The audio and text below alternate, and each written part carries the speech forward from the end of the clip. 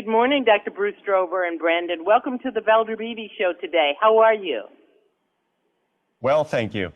Doing really good. Thanks for having us. Okay, Dr. Strober, you're here to discuss the importance of GPP. Explain what that acronym is and explain why it's important to get diagnosed. GPP stands for Generalized Pustular Psoriasis. It's a type of psoriasis that's rare. It involves flares of the condition that are intense. They're associated with widespread red rash over the body, and in that rash are pustules, pus-filled pimples. Patients with these flares of GPP often have it for their lifetime. It's not curable, and they feel pain and soreness of the skin when it's happening, and they feel fatigue. They can feel fever, chills, arthritis. And the important point is it needs to be recognized and treated, because untreated people with GPP can end up in the hospital, and there is some mortality in patients who have these flares. Why is it so often misdiagnosed? The misdiagnosis derives from it being so rare. Most doctors never will see a case, and even dermatologists who are trained on GPP might only see at most one case per year. So if a patient were to walk into the office with the signs and symptoms of GPP, it might not be immediately recognized. Certain tests might be done, like a blood test, or importantly, a skin biopsy, where a piece of skin is taken and looked under the microscope to nail down the diagnosis. I'm going to switch to Brandon. Brandon, I think you have an upfront and close view of GPP. Tell us a little bit about being diagnosed with it and how it has impacted your life. Well, I was a very rare case. I was only 11 months old when my first flare-up manifested. It started out on my chest and it spread quickly to my back. There was fevers involved, and I was rushed straight into a children's hospital where I was admitted, and I was there for months. I had dozens of doctors all come checking me out, run lots of tests to try to figure out what was going on with me before I finally got the GPP diagnosis. Tell me a little bit about this unwearable collection. What do you know about that? The Unwearable collection is absolutely stunning. It's a great art installation created by Bart Hess, who is just a fantastic designer and artist.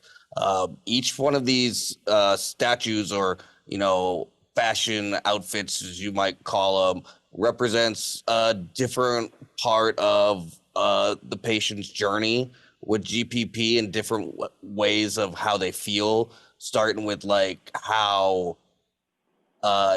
deadly and dangerous it could be, with how isolated you can feel from it, and the intensity of the flares. Each one tells a different story, and it's so great that they are there to really catch everybody's eye, and then by doing that, it can help spread the awareness of the very rare disorder of GPP. I want to thank you so much for being here to share your story. I really appreciate that. I'm going to talk to Dr. Strober now. Dr. Strober, are there more men or women who are confronted by GPP? Well, I always say it's an equal opportunity skin disease, but probably if you look at most studies, there are a few more women affected than men. That's not to say men aren't affected. And as well, it can happen in any age, as Brandon describes, but most commonly, middle-aged adults in their 40s or 50s are most severely affected with the condition. So how can patients,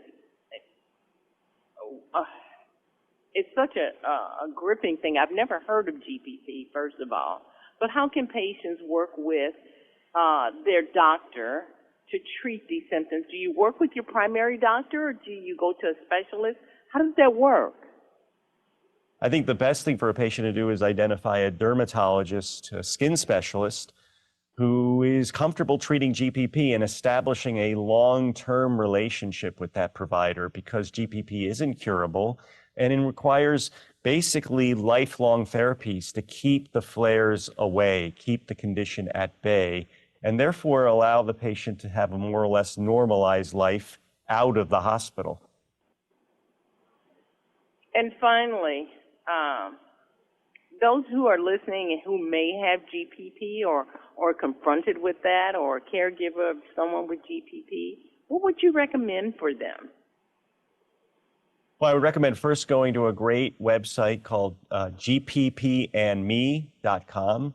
There you learn more about the condition, how it affects patients' experience, and as well a link to the Unwearable collection, a nice video there describing how it was created and really the visual aspects of having the disease. Dr. Strober and Brandon, I want to thank you so much for bringing this to the forefront. This is something that I know that people need to be aware of. And thanks for being my guest on the Valder Beebe Show. I'm really, really, truly appreciative. You're welcome. Thank you so much for having us. 1,000 videos on ValderBeebeShow.com and YouTube.com/ValderBeebeShow. We upload new videos daily. Our site is a modern baby boomer platform with news and information important to boomers. Subscribe to YouTube.com/ValderBeebeShow and stay connected as I interview the world's most fascinating people.